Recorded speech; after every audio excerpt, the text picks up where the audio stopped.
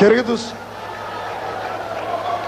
nesta manhã Deus quer nos levar para uma viagem para dentro do coração dele. Quantos querem fazer uma viagem ao coração de Deus esta manhã? Pois bem, eu quero já antecipadamente agradecer ao pastor Cizino por essa oportunidade, meu pai. Deus abençoe o senhor, irmão Reuel, de novo. E o ano que vem, em nome de Jesus, nós estamos aqui para poder abrilhantar esse lugar no nome de Cristo. Eu quero agradecer a todos os irmãos que têm orado pelo nosso ministério e quero pedir que vocês me ajudem em oração especial essa noite. Estou embarcando para a Inglaterra, Suíça e Portugal, e eu tenho certeza que o Deus que está operando aqui operará lá também. Amém? Precisamos fazer obra missionária lá do outro lado do mundo. Quem trouxe a Bíblia Sagrada? Levante ela bem alto comigo. Diga assim: Satanás, se estiver ouvindo, sai da nossa frente, porque nós estamos armados nesta manhã. Se não sair da frente, nós te cortaremos no meio. Assim. Eita, povo abençoado. Abra sua Bíblia comigo. Livro do profeta Jeremias, capítulo de número 8 e o versículo de número 20. Aleluia. Ontem os irmãos me procuraram aqui perguntando o meu material. Está logo aqui de frente com a barraca dos Gideões. Está na barraca dos Gideões e na barraca ali com o cantor Júnior. Os que puderem levar, tem um livro com esboço de mensagem, fitas de vídeo da África, Estados Unidos, de outros lugares do mundo, com milagres, pessoas vomitando cânceres, paralítico levantando e outros feitos que Deus tem feito na terra. Fitas, cassetes. E eu tenho aqui uma coisa especial esse ano. Quantos se lembram daquela mensagem de José que eu preguei o ano passado aqui? Sonhe, meu Jesus. Pastor Cizino, o Brasil inteiro conheceu essa mensagem. É um milagre. Eu estava em casa um dia desses, me ligaram da África, me ligaram do Japão, pessoas que foram renovadas por Deus ouvindo aquele sermão. E nesta manhã eu quero dizer para você de novo: sonhe, continue sonhando. O Deus dos sonhos levará você até lá. E eu transformei aquela mensagem em um livro, O Sonho do Homem e o Projeto de Deus. O que você ouviu naquela mensagem, você vai lendo o livro. O rapaz da gráfica que estava na diagramação do livro precisou parar umas 4 vezes, estava desviado, voltou para Cristo lendo o livro. Deus tem feito milagres. É um livreto tão fininho e tão pequenininho que você não pode deixar de levar. Toda a venda deste livro aqui é para o mês de julho. Eu vou estar na África pregando novamente. Deus abençoe os irmãos. Jeremias capítulo 8 e o versículo de número 20. Todos acharam? E na sequência, Evangelho de João, capítulo 4 e o verso de número 35, para parafrasearmos este texto. Está escrito em Jeremias assim: passou a cega, findou o verão, e nós não estamos salvos. Vou repetir a leitura. Passou a cega, findou o verão, e nós não estamos salvos. João 4 e 35. Está escrito assim no texto sagrado de Deus: não dizeis vós que ainda há 4 meses até a ceifa? Eu, porém, vos digo assim: levantai os vossos olhos e vede os campos que já branquejam para a ceifa. Amém, queridos? Pois bem, uma vez mais de pé, por gentileza, não abusando da sua boa vontade. Pegue na mão do seu irmão, pegue na mão do seu irmão. É esse moço que toca o violão? Filho, o do violão. Jeremias, me dá um solo bem gostoso, bem piano. Pegue na mão do seu irmão, vê se ele está vivo ainda. Isso, bem piano, bem mal. Isso, mais baixinho um pouco. Feche os seus olhos. Senhor, eu não quero invalidar a oração que o pastor Cizino fez por mim aqui, mas eu quero complementá-la. Eu quero que nesta manhã haja milagres aqui. Milagres de vida profunda, de vida eterna. Nesta manhã, Pai, eu quero o coração da sua igreja. Eu não admito que nenhum dos que estão aqui nesta manhã saiam sem ser tocados pela chamada missionária. Deus eterno, eu quero lhe pedir agora que aqueles anjos que vieram ontem à noite aqui nos auxiliarem, que já estão aqui, comecem a trabalhar. Serafins de Deus, anjos de fogo tirados da presença do Pai, comecem a esparramar brasas de fogo, tirada do altar do Senhor. Dá-me autoridade, Pai. Dá-me graça para poder falar dos seus feitos missionários na terra. Senhor Deus, não sossegue o seu coração, Pai, enquanto não ver todos aqui nesta manhã debruçados diante da sua glória, para a honra e glória de Deus, Pai. Amém, povo do Senhor? Tomai assento os que podem. Aleluia.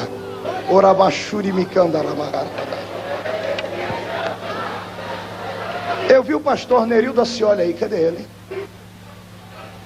Fica de pé, santo, por gentileza. Erivaldo, coloque a tua mão no coração dele.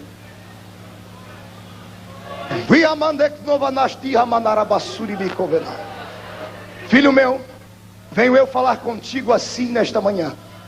Há um vento de perseguição contra a tua vida que vem neste país. Uma calúnia para pôr fim naquilo que eu lhe dei.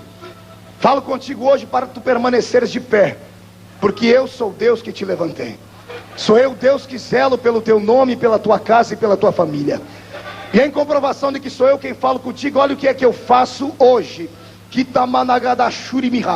Revisto a sua alma com mais poder do que tu já tens. Colocarás as mãos nesta manhã sobre enfermos, e eles serão curados para a honra e glória do meu nome. Agora dê glórias a mim.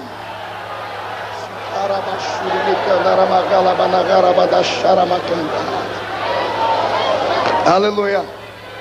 Deus está aqui, Deus está aqui. Queridos de Deus, nesta manhã Deus tem posto no meu coração uma mensagem missionária.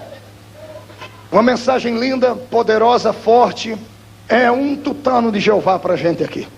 É uma mensagem para a ovelha. A girafa não tem condições de comer esse tipo de mensagem que eu vou dar aqui. É uma mensagem que para comer tem que colocar o focinho no meio da relva.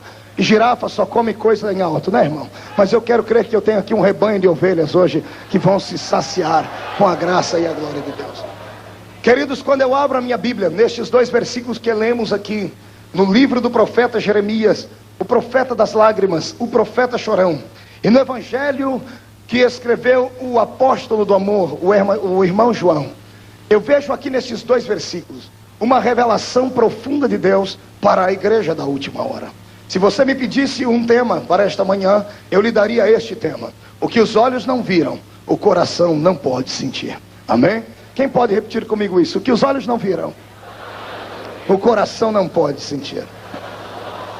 Bem disse o poeta que escreveu esta realidade: aquilo que os olhos não veem, dificilmente se sentem. Nesta manhã, o meu desejo é que você sinta o que eu sinto, porque eu vi coisas que talvez você jamais terá oportunidade de ver. Mas se tu tiveres fé nesta manhã, você poderá ir comigo a lugares onde o seu corpo físico não foi, mas a sua alma alcançará, para a honra e glória de Deus Pai. Quando eu abro a minha Bíblia, em primeiro lugar no livro do profeta Jeremias, no profeta que soube como ninguém sofrer por causa das palavras de Jeová. Um homem que, penso eu, era conhecido nas ruas de Israel, porque os seus olhos deviam ser olhos inchados de tantas lágrimas que este homem derramava. Era um profeta que sofria por causa da santidade que Deus havia investido sobre a sua vida.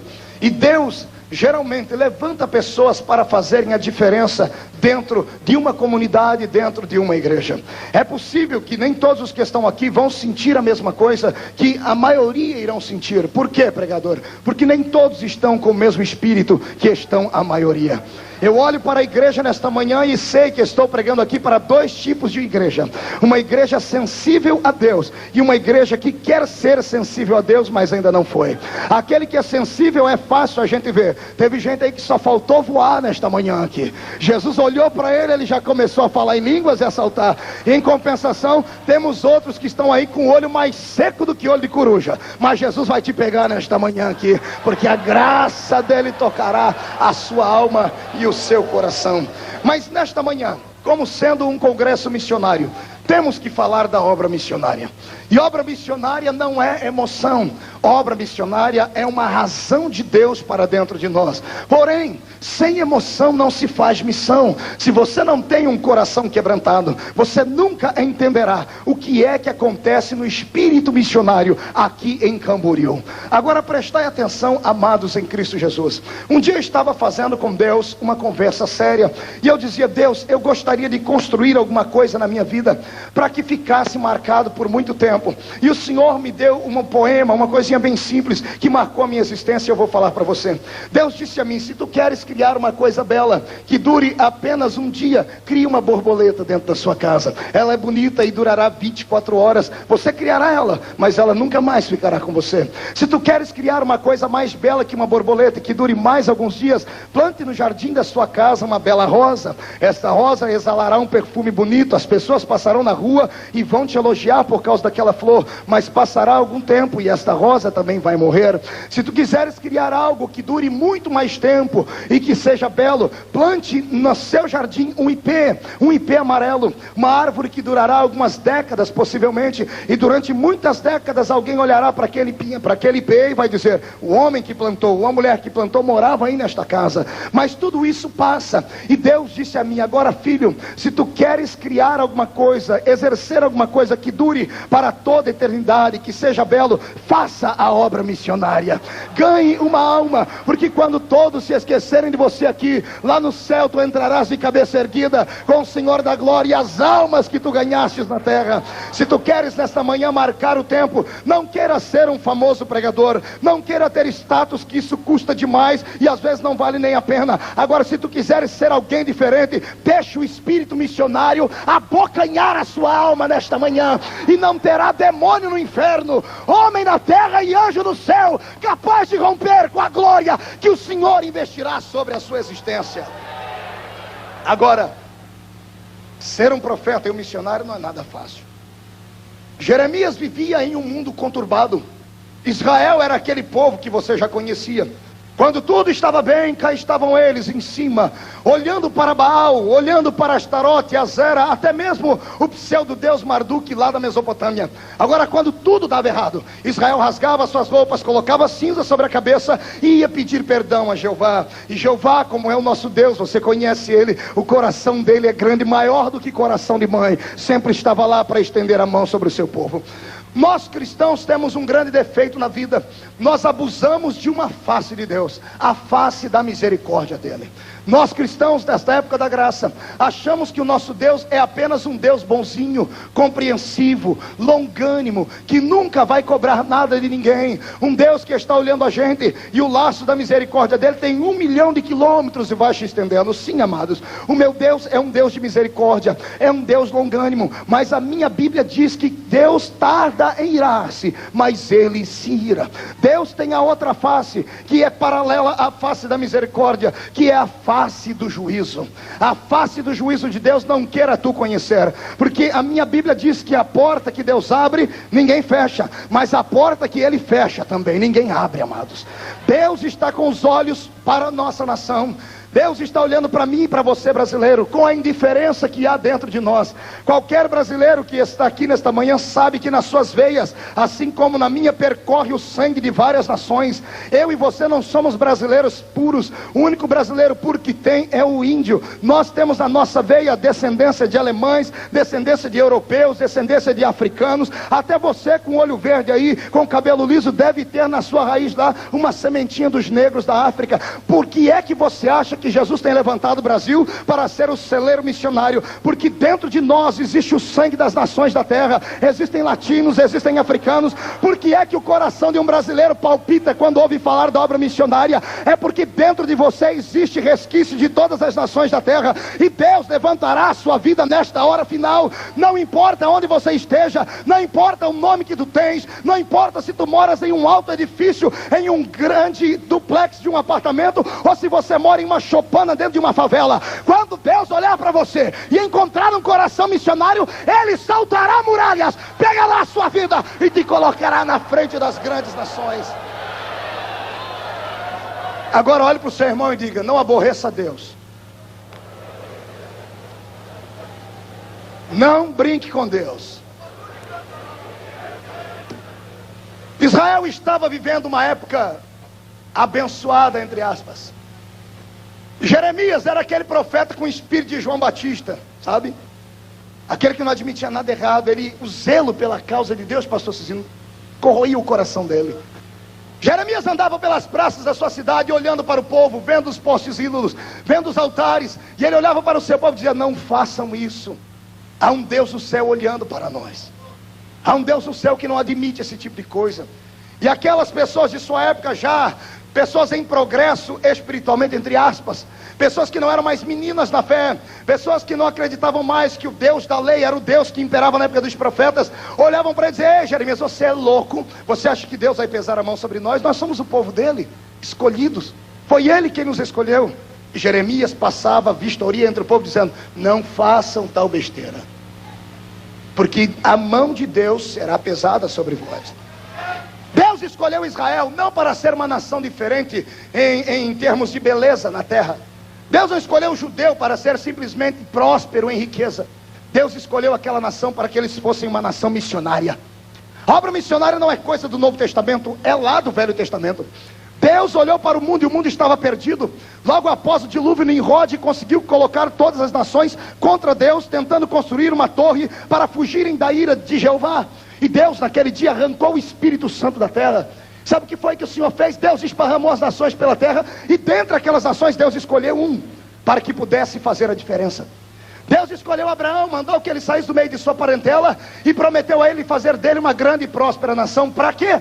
Não é que Deus seja egoísta, é que Deus precisava de um modelo de povo. Deus precisava de um modelo de santidade. Deus queria que Israel, por onde passasse, a sua fama corresse, e todas as pessoas dissessem assim: nós queremos servir o Deus de Israel, nós queremos ser como o povo de Israel. Eles têm um ritual sagrado tão bom, eles oram, eles cantam, eles jubilam, eles tocam harpa, eles tiraram a harpa do salgueiro, eles cantam ao nome de um Deus, e dizem que esse Deus está no céu. A história que Deus queria que o povo da terra soubesse era que quando escutasse a história do Deus de Israel, o coração dos homens se dobrassem diante deste Deus.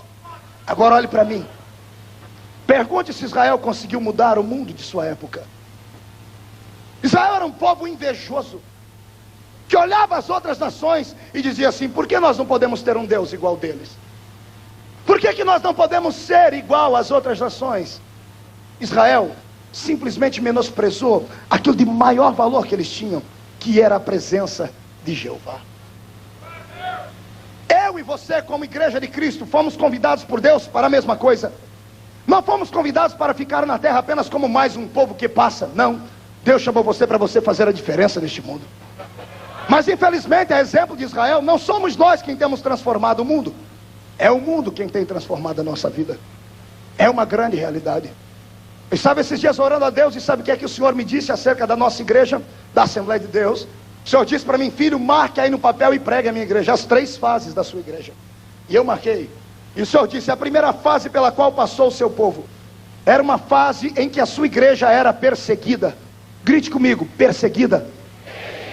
Foi a primeira fase da igreja. Uma fase em que todos eram cercados, eram negligenciados, eram massacrados, apanhavam por causa do Evangelho de Cristo. Mas era uma fase rica, porque ninguém tinha para onde recorrer aos homens, então iam para os pés de Deus. O povo ficou amigo de Jeová. Era uma época linda, que você deve ouvir testemunhos ainda de irmãos contarem de arrebatamentos, de cura divina. Não tínhamos pregadores como eu e como outros que temos, não tínhamos cantores de nome, mas tínhamos um povo feliz na terra, que adorava e glorificava Jesus Cristo. A perseguição molda o caráter do povo de Deus. Nesta época da perseguição, ninguém gostava de falar com crente. Crente perdeu emprego, perderam família, perderam status, perderam posição, mas ganharam um lado no coração de Deus lá no céu. Quando veio a perseguição, o povo de Deus é igual uma gema de ovo, irmão, uma clara de ovo. Quanto mais você bate nele, mais volume ele dá. Por que você acha que os gideões estão desse tamanho aqui? Quanto mais falarem mal dos gideões, mais gente vai vir para cá. É o nosso povo, é a matemática de Jeová, funciona assim. Agora olha o que aconteceu. Quando esse povo foi perseguido e Deus deu crescimento para a igreja entrou por um período negro, porque a soberba entrou no coração do nosso povo. O sectarismo religioso entrou no coração do nosso povo. Todos começaram a bater no peito: eu sou assembleiano, a melhor igreja do mundo. A maior igreja do Brasil, a igreja mais poderosa do Brasil. Todas as outras igrejas são invejosas nossas. Quantas vezes eu não ouvi isso? E saímos da primeira fase da perseguição para a segunda. Uma fase até que Deus estava conosco ainda, porque a igreja cresceu e todas as outras igrejas que nasceram depois de nós têm um dedinho da Assembleia de Deus lá. As nossas harpas cristãs percorrem todas as igrejas. A paz do Senhor, que é típica nossa, todas as igrejas adotaram. Para não ficarem com a paz do Senhor, uns dão a paz de Deus, shalom, coisas semelhantes, graça e paz. Mas começou com a Assembleia de Deus dizendo a paz do Senhor. Marcamos uma época de perseguidos, pastor Cicino, passamos a ser imitados. Nesta época a soberba cresceu demais. E se tem um versículo na Bíblia que eu temo, é o versículo que diz assim, que Deus abate aquele que é exaltado. Terceira fase. Olha para o irmão e diz, está preparado para ouvir? Não somos mais perseguidos, nem tampouco somos imitados. Agora nós estamos imitando todo mundo. Estamos imitando todas as outras religiões, igrejas. Perdemos a nossa identidade espiritual. E Deus te trouxe aqui nesta manhã para dizer isso a você. Não perca a sua identidade cristã. A Assembleia de Deus cresceu no Brasil fazendo barulho. Saia daqui botando a boca no trombone. Agitadores de Jeová, movam as águas. Saia daqui saltando, pulando, gritando, falando em línguas. Mas prove para o Brasil que nós ainda estamos vivos.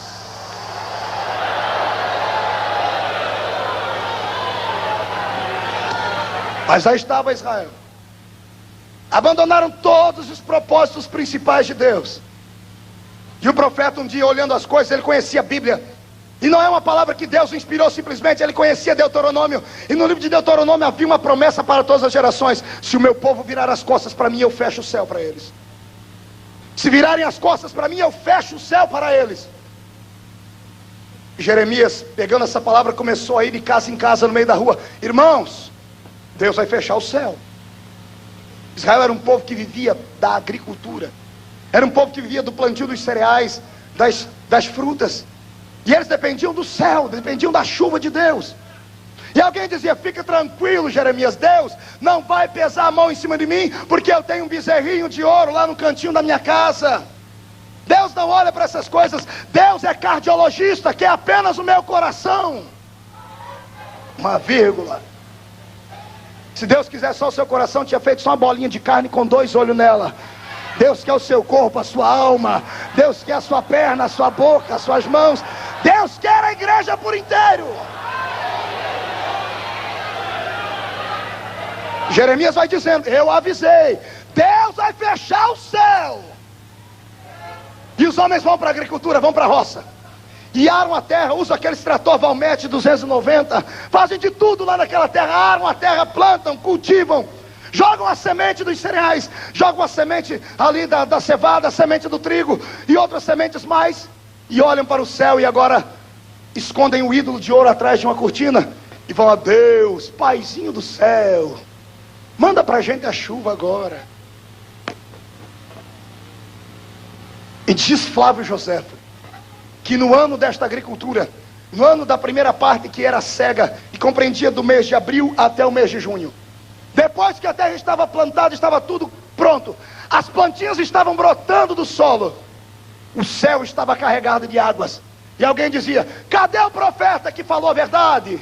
Cadê Deus não ia fechar o céu? Olha as nuvens carregadas como estão.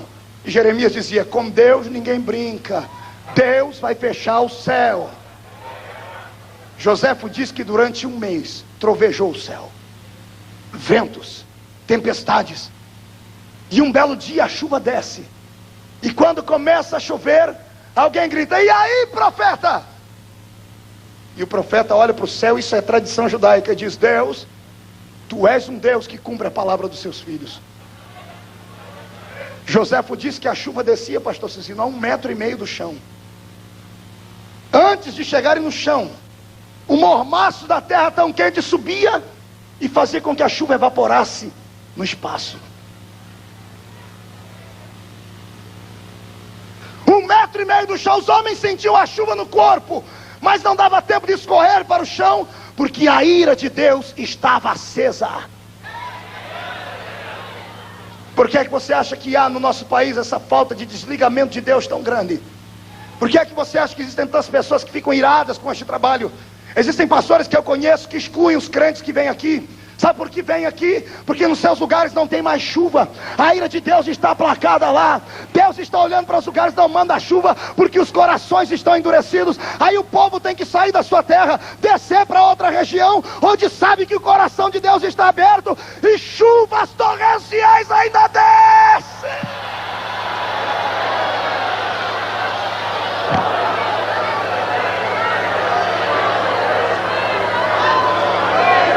Tem chuva aí, irmão? Fecha esse guarda-chuva da incredulidade aí, porque Deus quer te dar um banho nesta manhã aqui. Vai sair daqui, vai levar água para a sua igreja. Deus vai te levantar como profeta lá.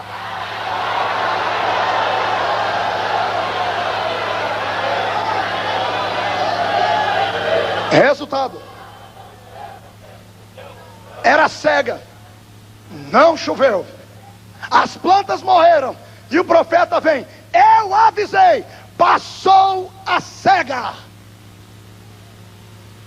E alguém, os matemáticos, os astrólogos, os astrônomos, vêm dizer: não, não foi isso, foi o efeito El Niño, foi o efeito estufa, foi algo inusitado, algo que acontece de vez em quando durante a existência do homem. Não é que Deus seja ruim assim, para deixar de ouvir o seu povo. E o profeta olha para ele: povo obstinado de coração. Chegou a época dos frutos e alguém grita: Israel, não chore. Nós podemos plantar maçãs, podemos plantar tâmaras, podemos plantar morangos, podemos plantar algumas frutas cítricas, e depois que nós colhermos, a gente troca com as outras nações a troca do cereal. E foram para as suas fazendas, e o povo se animou de novo. E diz Flávio Joséfo que nesta época agora, a época dos frutos, a época do verão, a estação do verão, que ia de junho ao mês de setembro, as macieiras, as tamareiras, as morangueiras estavam repletas de frutos. O profeta andava e os agricultores diziam: cadê, profeta? Você viu? O homem do tempo estava certo. Ele falou que era só um caso inusitado que ia acontecer. Olha aqui, olha para a minha maçã, está brilhando, está mais bonita que a maçã que a bruxa deu para a Branca de Neve. Olha aqui, está mais linda. E o profeta dizia: com Deus ninguém brinca. Chega o dia de colher. Os homens vão com as suas sacolas para colherem os frutos, com seus balaios. E diz Joséfo que quando eles pegam na primeira maçã, estava bela, e vão pressionar a maçã para puxar do galho, a maçã esfarelava na mão deles, virava poeira, pó. Os morangos as mesmas coisas, as tâmaras as mesmas coisas. E os homens começaram a desesperar: o que é isto? Que praga foi essa que deixa o fruto bonito por fora e podre por dentro? É um espírito maligno que está atuando nas nossas igrejas da mesma forma. Temos beleza, a igreja como organização é uma igreja bela. Temos nome, temos status, temos pregadores, temos ciclo de oração, temos isso, temos aquilo, temos programas, temos de tudo. Estamos com a casca bela, mas a igreja como organismo está padecendo e morrendo. Existem crentes aqui nesta manhã que ainda não conseguiram dar glória a Deus, e não é porque são frios e gelados, é porque apanham tanto na sua igreja. Quando chegam aqui, até o Espírito curar a ferida dele, ele tem que ser passado por um processo de Deus.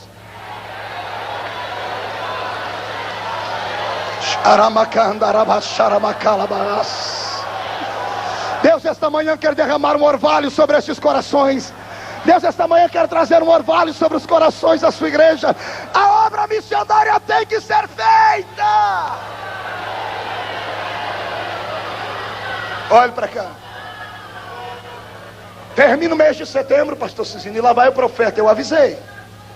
Passou a cega, findou o verão, e nós não estamos salvos. Este grito não era o grito do profeta, era o grito do mundo na boca do profeta. O mundo está passando por um caos. Essa semana eu li na internet, crise entre os Estados Unidos e a China de novo por causa de Taiwan. Israel está em guerra contra a Palestina. O mundo está um caos. A política da Argentina, eu tenho alguns irmãos argentinos aqui, sabem disso. A economia está desfacelada. O caminho para o anticristo está aberto. E a igreja de Cristo fica anêmica nesta hora em que Deus mais precisa dela. Estamos com a igreja repleta de crentes, irmãos, que parecem mais uma toalha de banho nova. A maior luta que o itinerante passa na vida é quando vai para casa dos irmãos. Chega lá, os irmãos de tanta boa vontade pegam pra gente aquela toalha, pastor Cizinho, que está lá no fundo cheirando naftalina, que é a toalha que ninguém nunca usou na vida. Bonita, cheia de florzinha, é bela. Aí tu vai tomar banho com ela, tu vê a prova que é. Você pega a toalha novinha, você vai enxugar daqui para lá, você empurra, a água desce. Você passa para cá, a água sobe. A água, aquela toalha não absorve nada. Geração de crentes que parecem toalha assim. Obreiros assim. Não absorvem nada de Deus. Estão cascudos, estão perdidos, porque perderam a visão da obra de Deus. A igreja não foi feita para ser um clube. Igreja tem que ser um quartel missionário.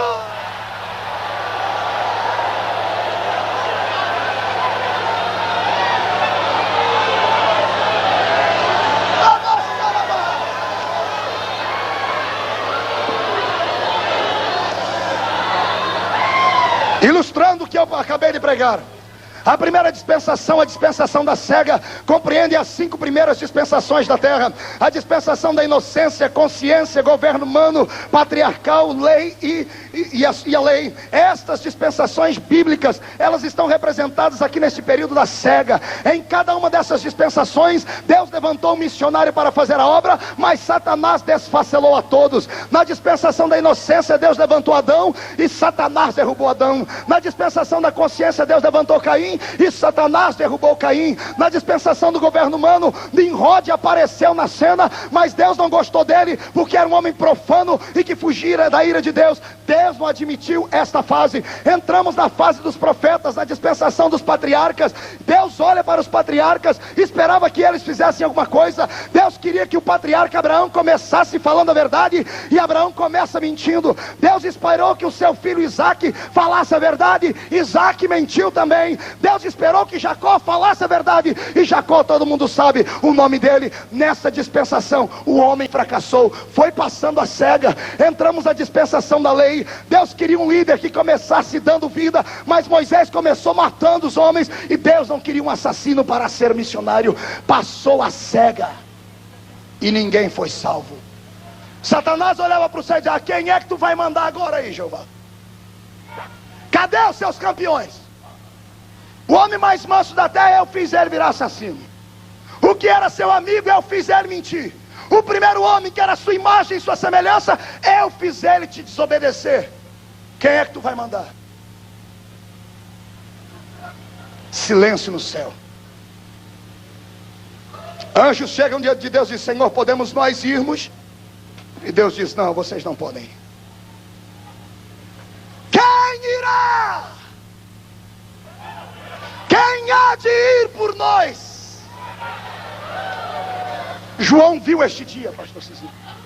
João, por visão profética, lá no Apocalipse capítulo 5, ele viu. Deus levou ele na sala no dia em que foi escolhida a nossa salvação, e tinha um livro fechado por dentro e por fora, que ninguém podia olhar para o livro, abrir o livro ou ler o livro. E o que foi que aconteceu quando João viu aquilo? Ele disse: e eu chorava muito. Aquele livro era o livro da redenção da humanidade. Aquele livro estava escrito o meu nome, o teu nome, o nome desses países que aqui estão, e Satanás mandava em todos eles. Se aquele livro não fosse aberto, não teria Gideões missionários. Se aquele livro não fosse aberto até hoje, Satanás estava lambendo a sua boca, você cachaceira e tu prostituta. Se aquele livro não fosse aberto, você não estava belo aqui. E João olhou aquilo e disse: e eu chorava muito. E quando João estava chorando, ele diz: e enquanto eu chorava, levantou um homem de branco do meu lado, veio perto de mim e disse: João, não chores. Como não chorar? O livro está fechado. Passou as dispensações e o homem não pode ser salvo. E o homem de branco diz: não chores. Eu quero crer que João diz: por que não chorar? O homem aponta para o canto e diz: olha quem está ali, João. João olha e o homem de branco diz: eis ali o leão da tribo de Judá. que venceu para abrir o livro.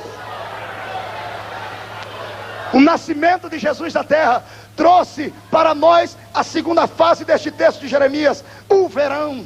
Olha para o seu irmão e diz: nós estamos no verão. E o verão ainda não acabou. Agora é onde eu vou entrar com o meu sermão aqui. O que os olhos não viram, o coração não pode sentir. Queridos, falar de obra missionária e não contar fatos missionários é uma incoerência. Nós estamos no verão de Deus. E há um cataclismo espiritual que cerca o planeta Terra. Há um reavivamento satânico no mundo. E a igreja de Cristo está paralisada. Há um espírito tenebroso que está amordaçando os crentes, que está colocando freio nos pastores, e que está colocando um freio na própria igreja de Cristo. Amados, não é brincadeira por onde a gente vai. Cada coisa que a gente passa quando prega o evangelho que dá vergonha.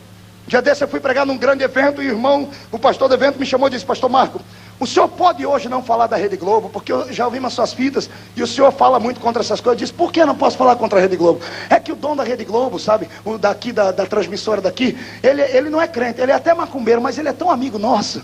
Olha, ele dá oferta pra gente, ele faz isso, faz aquilo. O senhor não fala da Rede Globo não, porque ele vai transmitir pro ar. Eu olhei assim e falei: Jesus, que situação chegamos nós.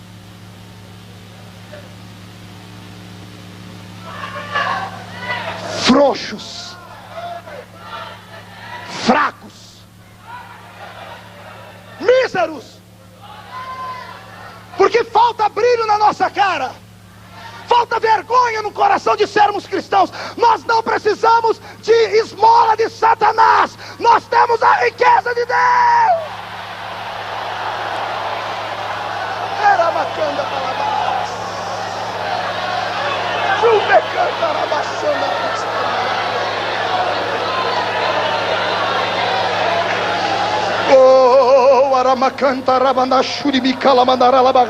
se você é um crente corajoso e quer fazer parte do verão, levante as suas duas mãos para cima. Eu vou pedir um sinal para Jeová aqui. Deus, onde houver um crente do verão, que o coração dele tem o Pentecoste dentro, derrama uma brasa de fogo nele agora.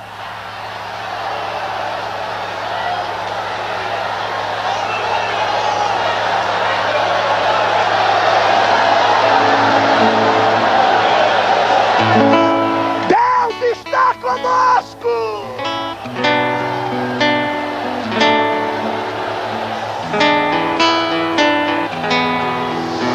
Toque no seu irmão e diga para ele: não tenha medo. 1000 cairão ao teu lado, 10.000 cairão à tua direita, mas tu não serás atingido. Você não é um povo qualquer, tu és escolhido por Deus.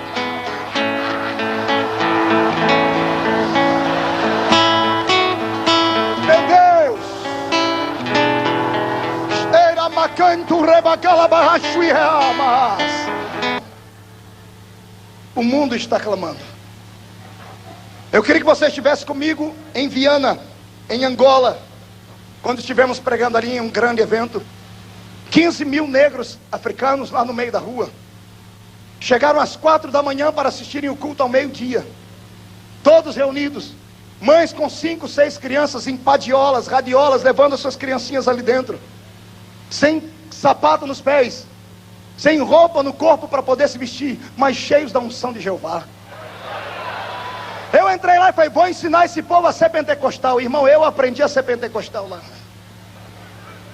A coisa mais linda do céu. Eu nunca vi coisas assim. Eu nunca vi não sabia que o povo de Deus tinha tantas maneiras de adorar Jesus. Aqui no nosso Brasil nós não temos o costume de bater palmas. Lá eles acham que as palmas é muito pouco. O culto que nós tivemos lá, o pastor disse: agora nós vamos louvar a Deus naquela maneira linda que todos nós sabemos. E eu fiquei olhando, já preparei a mão para bater palma, pastor Cizinho. Eles levantaram as mãos e não bateram palma, começaram a pular e bater os pés no chão. Tremeu aquele lugar, irmão. Aconteceu igual ontem aqui, a poeira subiu e a glória desceu. Terminou o culto, olha para o seu irmão e diz: tu vai chorar agora. Terminou o culto, havíamos orado, Jesus tinha curado, levantou paralíticos, curou cegos, surdos, cancerosos. 3.000 almas aceitaram Jesus como Salvador. E eu me senti ali um super-homem. Estava ali orando pelas pessoas e trouxeram diante de mim um velhinho de 78 anos. Desse tamanhozinho assim. Cabelos brancos, banguelo, olhos vermelhos e o corpo magricelo, puro ossos. Dava para ver as suas juntas. Ele veio amparado numa muletinha e ele olhou bem para os meus olhos e disse: pregador, eu quero que tu ores por mim. Eu disse: vamos orar, ancião. Qual é a sua doença? Qual é a sua enfermidade? O senhor quer um pedaço de pão? Eu disse: eu não quero pão e não quero que tu ores pelas minhas doenças. O senhor quer o que então? Eu quero que Jesus me dê da mesma unção que ele te deu. Eu dei risada, Paulo André. Eu dei risada, eu falei: o quê? O senhor não está aguentando nem andar. O senhor quer unção para quê? Ele disse: porque eu quero ser um missionário.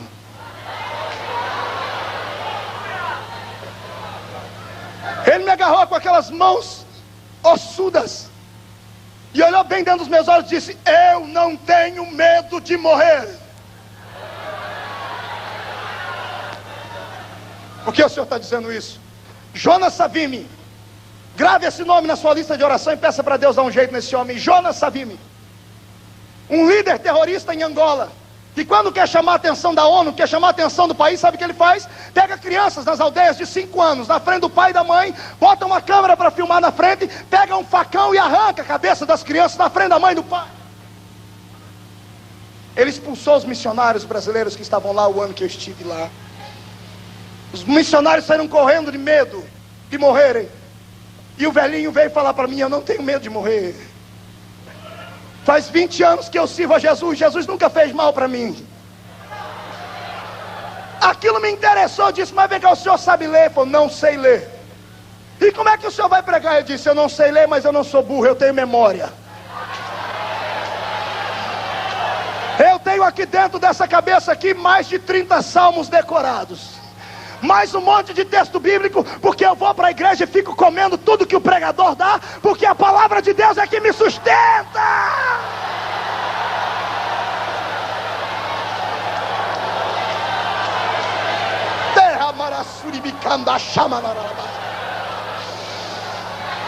Bate no nome do seu irmão com coragem. Você não tem vergonha, irmão? Você não se sente pequeno num negócio desse? Você é bonito com esse terno novo. Esse púlpito aqui parece uma vitrine de terno novo, mas onde estão os corações missionários? Eu não pude parar, eu dei trela para ele. Mas vem cá, meu irmão, o que é que o senhor vai pregar lá? Ele disse: lá eu tenho uma igreja lá, na cidade da minha família, e eu já preparei um sermão. Eu falei: então conta para mim o seu sermão. Ele disse: eu vou falar para o meu povo não se preocupar com comida. Foi por quê? Porque Deus vai mandar na terra? Ele falou: não, Deus não precisa nem mandar na terra. Mas por quê? Eu vou dizer para eles que um dia a fome vai terminar, porque nós vamos estar numa mesa que o pastor pregou na igreja, grande, comprida, e o próprio Jesus vai colocar comida para a gente comer.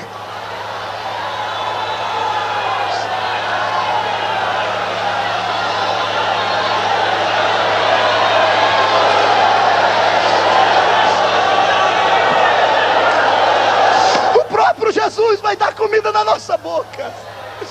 Amados, você não pode sentir o que eu sinto. Os seus olhos não viram o que os meus olhos viram. Nunca menospreze um missionário. Nunca menospreze um trabalho missionário. Quantas pessoas vão dizer: o pastor Cizino fica aí o dia inteiro querendo dinheiro. Você não sabe o que o coração desse homem já viu na terra, irmãos. Você não sabe o que é que os olhos das pessoas são capazes de verem e sentirem depois. Eu voltei daquela África perturbado, eu não conseguia dormir mais dentro do avião, e lá Deus me deu esse ministério. Eu era um pregador light, irmãos. Eu era um menino que só gostava de barulho e só pregava aquele negócio de barulho mesmo. Eu voltei de lá com a unção de João Batista. Estou pagando preço por isso, mas eu não tenho medo de falar. A igreja precisa despertar.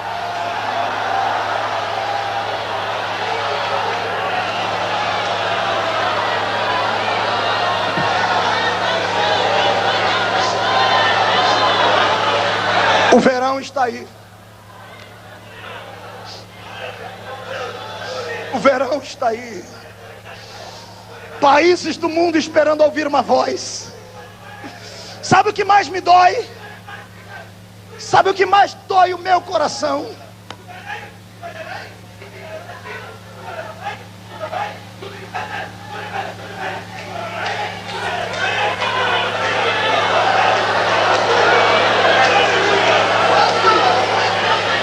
Deus está olhando para você aí. De hoje você não escapa.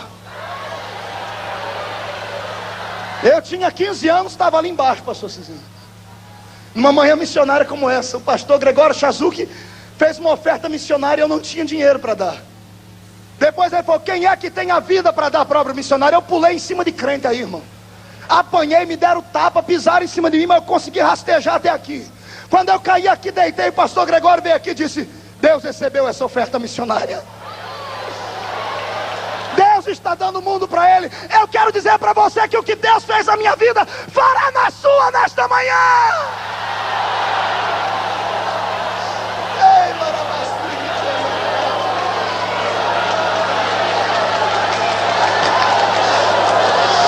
Chora, crente.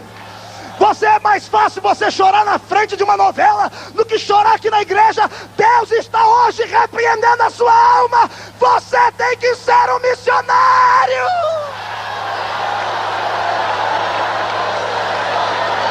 Esses hinos, o mar, os pastores, os jovens, os gideões, dentro deles está o poder atômico para destruir as muralhas de Satanás.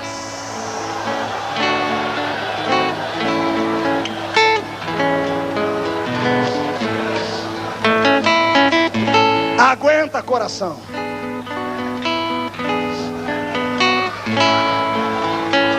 É você mesmo. Pastor, mas eu não tenho nome, não tenho sobrenome, não tenho riqueza, não tenho endereço. Mas você tem uma chamada missionária. Mas eu não tenho passaporte. O Deus que eu sirvo não precisa de passaporte. Mas eu não tenho, mas o seu Deus tem. Eu não posso, mas o seu Deus pode. Deus levará você.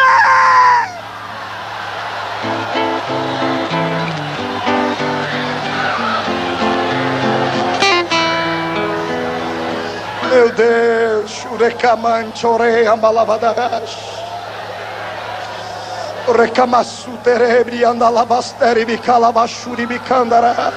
Quem pode me acompanhar falando em línguas por um minuto aqui? Vamos falar em línguas que o diabo não entende. Quando tu falas em língua, o teu coração expressa o teu desejo a Deus. Obreiros, vamos falar em línguas pelo menos um minutinho. Seja renovado agora.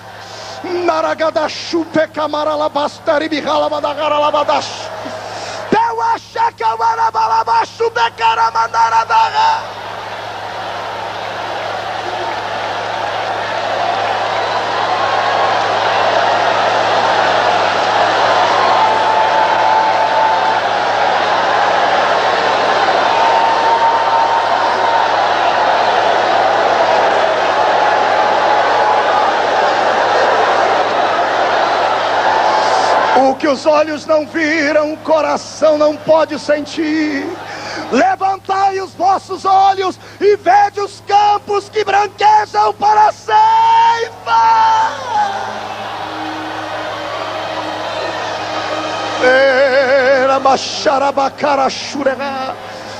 Deus está me dizendo agora aqui que está vocacionando missionários entre nós. Pessoas que hoje são comuns, a partir de amanhã começarão a operar milagres no país. Deus vai usar a tua vida.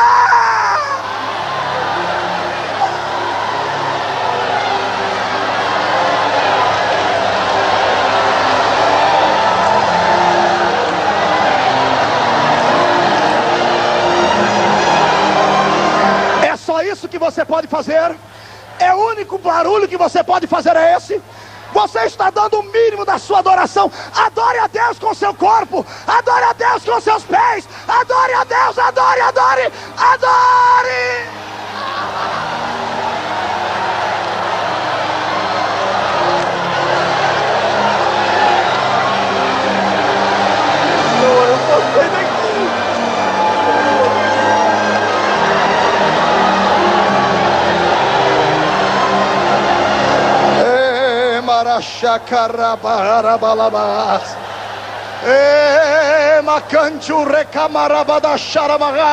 Sinta o coração de Deus bater. Entre dentro dele. O mundo precisa de você, Gideão.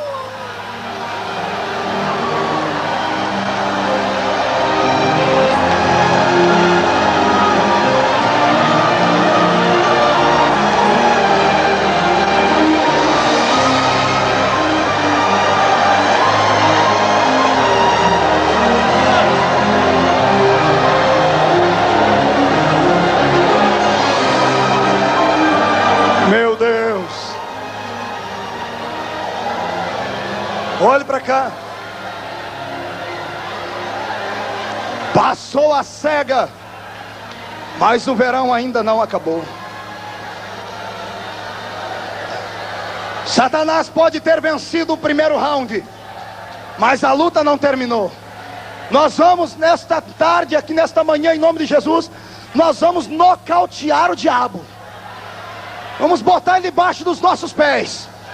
Satanás, o único tipo de crente que ele não tem medo é esses crentes engravatadinhos, com esse olho seco igual o olho de sapo que morre no dia de enchente. Agora, crente dominado pelo poder de Deus tem que colocar Satanás para correr.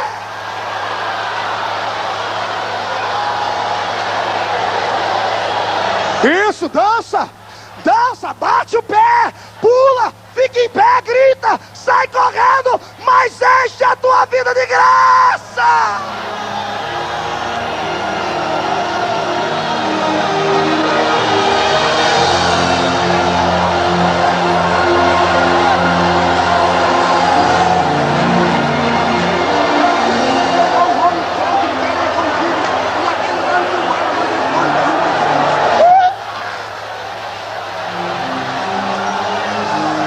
Jeová, se tu está aqui mesmo, se essa palavra é tua, eu quero que o Senhor faça uma explosão pentecostal aqui agora. Derrama fogo até os crentes saírem saltando. Já!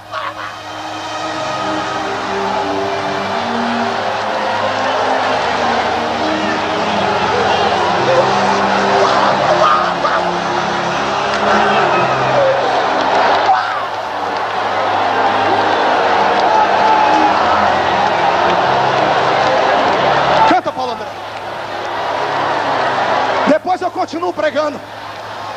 Mas manda um hino de fogo para destruir as barreiras de Satanás.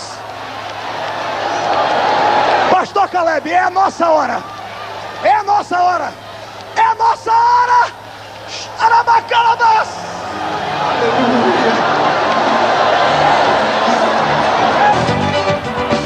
Jesus, Jesus, eu quero fogo nos pés. Fogo nos pés da igreja. Agora.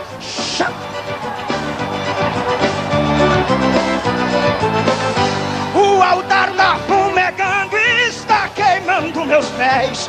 Parece que eu estou no monte que um dia foi Moisés. É que o altar da Fumegando está queimando meus pés. Parece que eu estou no monte que um dia foi Moisés. Tô protegido, tô coçado, tô de pé. Só não dá pra ficar quieto, pois já tá nesse lugar.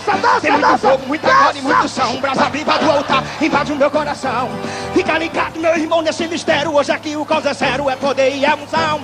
Fica ligado, meus irmãos, nesse mistério. Aqui o causa é zero, é poder e é unção. O altar da Fumegando está queimando meus pés.